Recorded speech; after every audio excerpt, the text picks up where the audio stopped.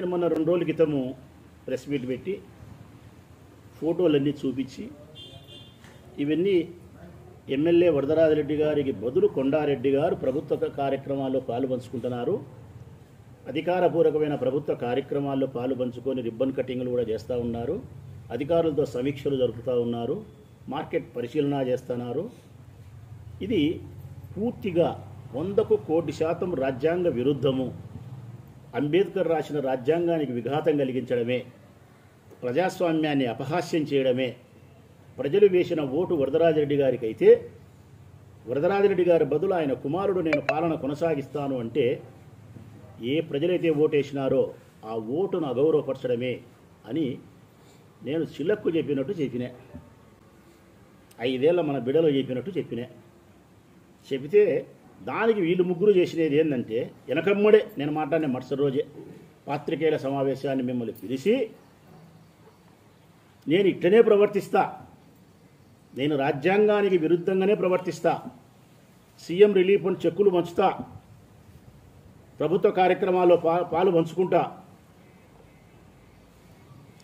ఇంకా ఎక్కువ నువ్వు మాట్లాడుతున్నావు కాబట్టి ఇదిగో ఈరోజు మళ్ళీ మున్సిపల్ అధికారులతో సమీక్ష జరుపుతా, పాలనకు సంబంధించి మా నాయన బదులు నేను జరుపుతా, నువ్వు ఏం ఆపుతావో ఆపుకో అని నిస్సిగ్గుగా అంబేద్కర్ గారు రాసిన రాజ్యాంగం పట్ల గౌరవం లేకుండా, ప్రజాస్వామ్యం పట్ల గౌరవం లేకుండా, ఓటు వేసిన ప్రజల పట్ల గౌరవం లేకుండా నేను ఇక్కడే ప్రవర్తిస్తా అని చెప్పి ఈయన మాట్లాడతాడు. చెవులు రిక్కరించుంటున్నాడు ఈవి సుధాకర్ రెడ్డి. కొండారెడ్డి చెప్పే మాటలు చెడు మాటలు చెవులు రిక్కరించుంటున్నాడు. చాగంటి గారి ప్రవచనాలు విన్నట్టు. ఈ లాస్ట్లో ఇంకొకటి ఉంది, బచ్చల పుల్లయ్య. బచ్చల పుల్లయ్య ఏం చేస్తున్నాడు? కళ్ళు బాగా తెరిచి బొప్పరిచ్చి వీళ్ళు ఏం నీతి చెప్తున్నారు ఇంకా సమాజానికి? వీళ్ళు ఏం చెప్తున్నారు?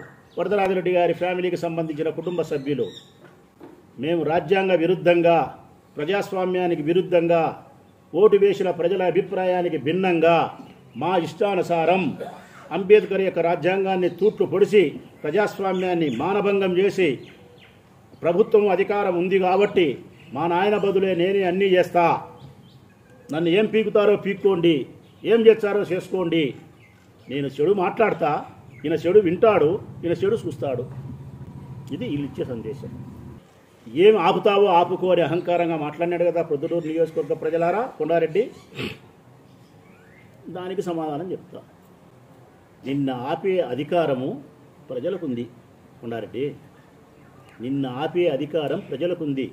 నిన్ను నీలాంటి ప్రజాస్వామ్యానికి వ్యతిరేకులను, రాజ్యాంగానికి భిన్నంగా, భారత రాజ్యాంగానికి భిన్నంగా ప్రవర్తించే నీలాంటి మనుషుల యొక్క అహంకారానికి బ్రేక్ వేసేది ఎవరంటే, చెక్ పెట్టేది ఎవరంటే ప్రజలు.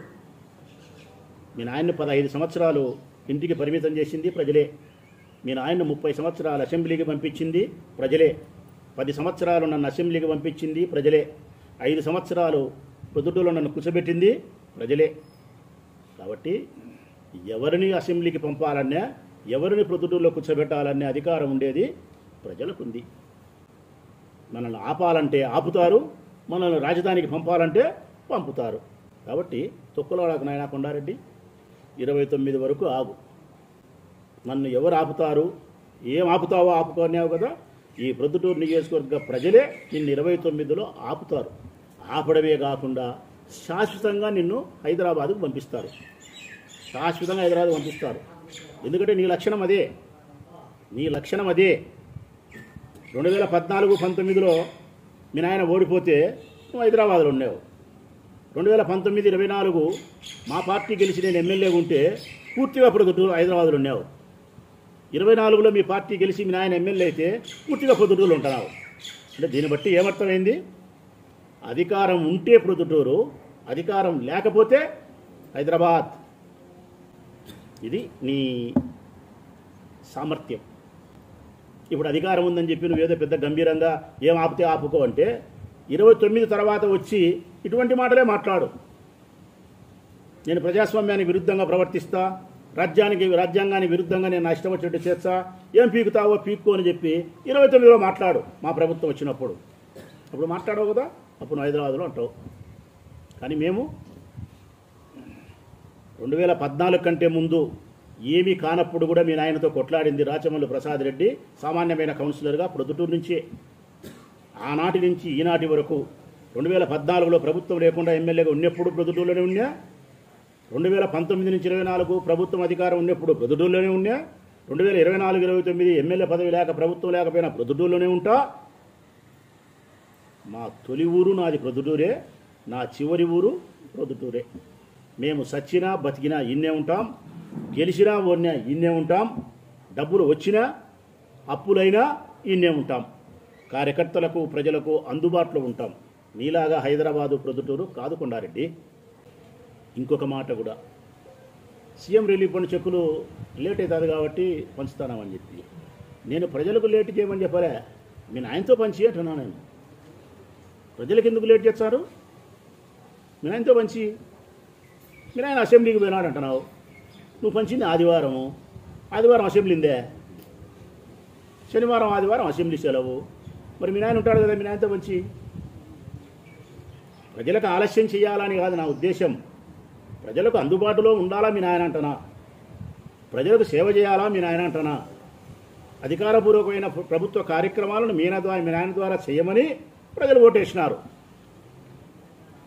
మీ ఈవి సుధాకర్ రెడ్డి ఈయన లాయరు, ఈయన మాట్లాడుతున్నాడు పెద్దగా, నీ ముద్దుల బావమర్ది చేయలేదా అని. ఇప్పుడు చెప్తానా నీకు ఈవి సుధాకర్ రెడ్డి, నా బావమర్ది బంగారెడ్డి మున్సిపల్ వైస్ చైర్మన్గా ఉన్ననాటి నుంచి ఈనాటి వరకు ఒక్క సంఘటనలో అతనికి ఉండబడిన ప్రోటోకాల్ను దాటి, అతనికి ఉండబడిన గౌరవాన్ని అధికారాన్ని దాటి ఏ ఒక్క కార్యక్రమంలో పాల్గొన్నట్టు కానీ, ఒక్క తప్పు చేసినట్టు కానీ నువ్వు చూపించగలిగితే నీకు ఛాలెంజ్. బంగారెడ్డి ఎప్పుడు కూడా తన పరిధి దాటి రాలే, తన హద్దు దాటి ప్రవర్తించలే. ఎన్నో కార్యక్రమాలు మేము చేసినా మున్సిపాలిటీలో మా ప్రభుత్వం ఉన్నప్పుడు. అతను మున్సిపల్ వైస్ చైర్మన్గా మున్సిపాలిటీ జరిగే ప్రతి కార్యక్రమానికి అర్హుడే. ప్రోటోకాల్ ఏ రోజు స్టేజ్ మీద కూడా లేడు. అమ్మఒడి డబ్బులు వేస్తున్నాం స్టేజ్ మీద ఉండడు, రైతు భరోసా ఇస్తున్నాం స్టేజ్ మీద ఉండడు, ఇంకోటి చేస్తున్నాం స్టేజ్ మీద ఉండడు. ప్రజలకు కావాల్సిన సేవ చేస్తాడు, స్టేజ్ మీద ఉండడు. ఎక్కడుంటాడు తెలిసిన బంగారెడ్డి, వర్షాలు వచ్చే మురికి నీళ్ళు వస్తా అంటే చీకట్ట 4 గంటలకు గొడుగు పట్టుకొని, గొడుగు లేకుండా కాలువల కాడ ఉంటాడు చూడే, ఆడ ఉంటాడు బంగారెడ్డి. ప్రజలకు సేవ చేసే ప్రదేశాలలో ఉంటాడు బంగారెడ్డి. ఫోటోలకు లేకుంటే ఫ్లెక్సీలలో ఈ మోజు లేదు వానికి. మీరు ఫోటోగాళ్ళు, మీరు ఫ్లెక్సీగాళ్లకు ఫోటోగాళ్లకు ప్రజాసేవ మీద దురద ఉండదు, యావ ఉండదు, వాళ్ళకు ప్రజా బలం ఉండదు. దీళ్ళ మీద ఎవరికైతే మోజు ఉండదో వానికి ప్రజల్లో బలం ఉంటుంది. ఆ ప్రజల్లో బలం ఉండే సేవ చేసేవాడే నా బావమర్ది బంగారెడ్డి. నువ్వు చూపించగలుగుతావా వాడు ఎక్కడైనా వాని అధికారాన్ని దాటి పరిధి దాటి చేసినాడని చెప్పి? నేను ఇంకొక మాట కూడా అడుగుతాను సుధాకర్ రెడ్డిని, చేస్తే తప్పే ఉంది కొండారెడ్డి, ప్రజలకు సేవ చేసేదే కదా, చేస్తే తప్పే ఉంది, మంచి పనులు చేసేదాన్ని కానీ మాట్లాడుతున్నారు. నేను అడుగుతానా సార్, నువ్వు పెద్దలాయారు కదా, నీ బదులు కోర్టుకు మల్లీశ్వరక్క పోయి వాదిస్తుందే సార్? మీ శ్రీమతి మల్లీశ్వరక్క పోయి వాదిస్తుందే సార్? లేకుంటే బచ్చలపులే లెక్చరరు, ఈయన బదులు ఈయన కొడుకు పోయి కాలేజీలో పాఠాలు చెప్తాడా సార్ సుధాకర్ రెడ్డి సార్? నాకు తెలియక అడుగుతా, ఒక డాక్టర్ బదులు డాక్టర్ కొడుకు ఆపరేషన్ చేస్తాడా? ఒక డాక్టర్ బదులు ఒక డాక్టర్ కొడుకు ఆపరేషన్ చేయనప్పుడు, ఒక లాయర్ బదులు ఒక లాయర్ కొడుకు కోర్టులోకి పోయి వాదించినప్పుడు, అయ్యవారు అవతారం ఎత్తి స్కూల్లో పాఠాలు చెప్పనప్పుడు, ఎమ్మెల్యే కొడుకు ఎమ్మెల్యేగా అవతారం ఎట్టిస్తుండే నాకు తెలియక అడుగుతా. ఏమన్నారు వద్ద మీరు చదువుకున్నారే, బుద్ధి జ్ఞానము తెలివి ఉండి మాట్లాడుతున్నారా లేక మాట్లాడుతున్నారా? చేసినారు తప్పు చేస్తున్నారు, ముగ్గురు ముందుకు వచ్చి ప్రెస్ ముందుకు వచ్చి ఇదిగో ఇట్లా మాట్లాడుతున్నారు. అందుకే ఈ 3 కోతుల బొమ్మ మీకు పెట్టాల్సి వచ్చింది. నేను ఈ బొమ్మ చూసినా మీకు జ్ఞానం వచ్చాదని చెప్పి మీకు నేను మరి ఇన్ని మాట్లాడుతున్నాడు కొండారెడ్డి. నేను అదే కొండారెడ్డిని అడుగుతానా, నేను మున్సిపల్ అధికారులతో సమీక్ష చేస్తా, ఏం ఆపుతావో ఆపు అన్నావు కదా, ప్రభుత్వ ఆసుపత్రిలో పోయి నేను రిబ్బన్ కట్ చేస్తా, మార్కెట్లో పోయి పరిశీలన చేస్తా, సీఎం రిలీఫ్ ఫండ్ చెక్కులు పంచుతా, అన్ని పనులు చేస్తా మా నాయన బదులు అంటున్నావు కదా. మరి అన్ని పనులు చేసేటప్పుడు అదొకటి పదవి ఎందుకు అయ్యా కొండారెడ్డి? అసెంబ్లీకి పో నువ్వే. చంద్రబాబు నాయుడు గారు వరదరాజిరెడ్డి గారికి 85 సంవత్సరాల వయసు వచ్చింది, వయో వృద్ధుడైపోయినాడు, జ్ఞాపక శక్తి నశించింది, బైపాస్ సర్జరీ చేసుకున్నాడు, ఆయన ఇబ్బంది పడుతున్నాడు కాబట్టి వాళ్ళ కొడుకు అన్ని కార్యక్రమాలు చేస్తాడంట రాజ్యాంగానికి విరుద్ధంగా. నువ్వు చేయమని చెప్పినావంట ఆయన చెప్పిన మాట.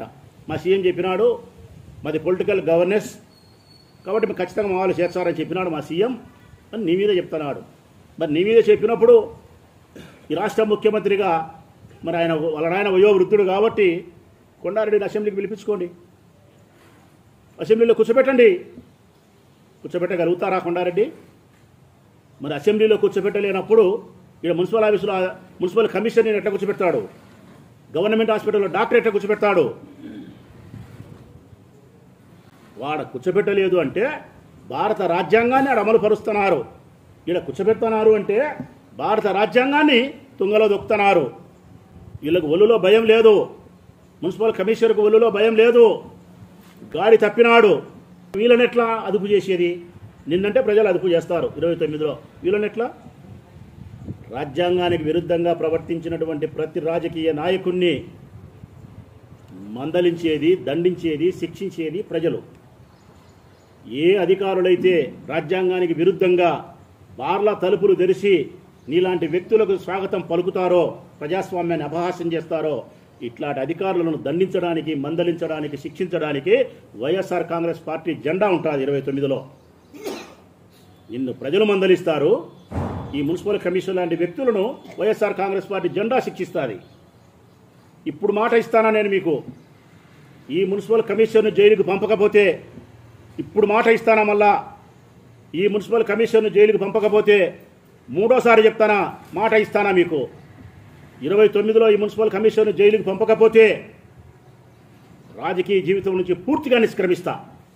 జైలుకు పోతాడు ఇతను.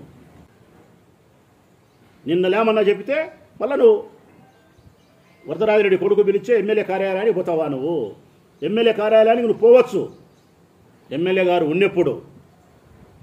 ఎమ్మెల్యే గారి కార్యాలయానికి పోయే అధికారం నీకు ఉంది. కానీ ఎమ్మెల్యే గారు లేకుండా ఒక మున్సిపల్ కమిషనర్ మున్సిపల్ ఇంజనీర్తో కలిసి సమీక్షణ, తప్పనిసరిగా నిన్ను 29లో జైలుకు పంపుతా. ఈరోజు మళ్ళీ చెప్తానా కదా, ఎవరైనా సరే అంబేద్కర్ రాసిన రాజ్యాంగానికి విరుద్ధంగా వ్యవహరిస్తే police, revenue, doctor, commissioner, MRO, MDO, ఏ ప్రభుత్వ ఉద్యోగస్తుడైనా సరే మీరు రాజ్యాంగానికి, అంబేద్కర్ రాజ్యాంగానికి విరుద్ధంగా ప్రజాస్వామ్యాన్ని అపహాస్యం చేస్తూ ఈ కొండారెడ్డి లాంటి రాజ్యాంగేతర శక్తులకు మీరు అనుకూలంగా బార్లా తలుపులు తెరిచి గులాములై బానిసలై పనిచేస్తే మిమ్మల్ని జైలుకు పంపి తీరుతా.